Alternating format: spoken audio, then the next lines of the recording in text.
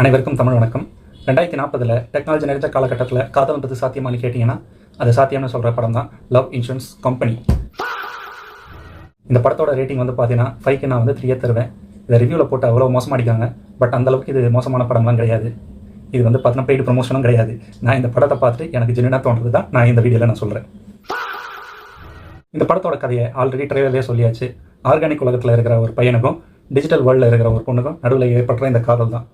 So இந்த ஒரு காதலை வெளிப்படுத்துறதுக்கு ஒரு டிஜிட்டல் ஆப், ஒரு செயலி தான் வந்து அவசியன்ற மாதிரி இந்த படத்தில் வந்து காமிச்சிருப்பாங்க.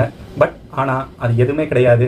ஒரு மனுஷனோட ஒரு இதயம் இருந்தால் போதும், அதனால் வந்து காதலை வந்து நிச்சயமாக சாதிச்சு காட்டலான்றது தான் இந்த படத்தோட ஸ்டோரி.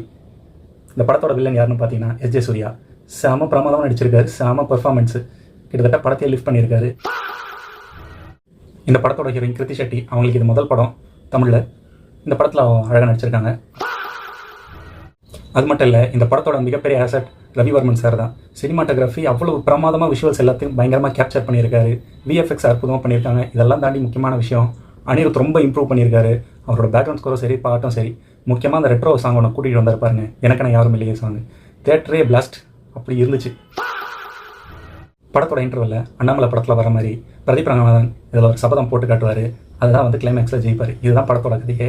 ஸோ இந்த படத்தோட லெசன் என்னென்னா, at the end of the movie ஒரு மனுஷன் வாழ்றதுக்கு டெக்னாலஜி வந்து அவசியம் இல்லைன்றது தான் இதில் ஒரு மேட்டரு.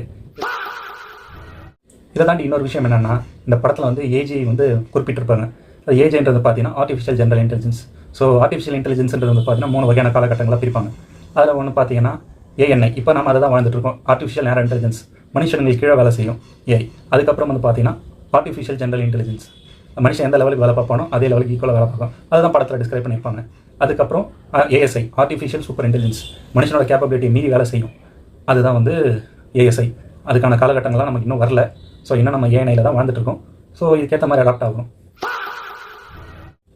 ஸோ ஓவராலாக இந்த படம் வந்து பார்க்கலாமா வேணாவா அப்படின்னு என்ன கேட்டிங்கன்னா, ஒரு பொழுதுபோக்குக்காக இந்த படம் பார்க்கலாம். மற்றபடி எக்ஸ்பெக்டேஷன் வச்சு பார்த்தீங்கன்னா நீங்கள் டிசப்பாயின்மெண்ட் தான் ஆகுங்க. என்ஜாய்மெண்ட்டுக்காக இந்த படம் பார்க்கலாம். மீண்டும் உங்களை அடுத்த வீடியோவுடன் சந்திக்கிறேன். நன்றி, வணக்கம்.